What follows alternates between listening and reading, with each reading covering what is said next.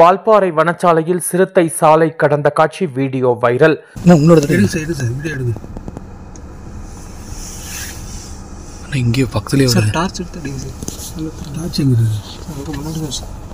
வால்பாறை வனப்பகுதியில் உள்ள வனச்சாலையில் ஒரு சிறுத்தை திடீரென சாலையை கடந்த காட்சி தற்பொழுது சமூக வலைதளங்களில் வைரலாகி உள்ளது.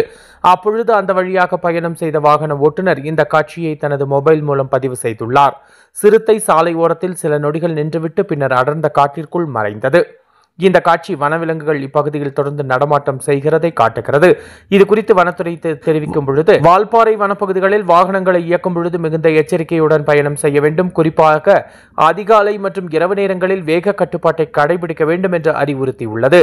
வனவிலங்குகள் பாதுகாப்பும் பயணிகள் பாதுகாப்பும் கருத்தில் கொண்டு அனைவரும் விதிகளை முறையாக பின்பற்ற வேண்டும் என்று வனத்துறை கேட்டுக் கொண்டுள்ளது.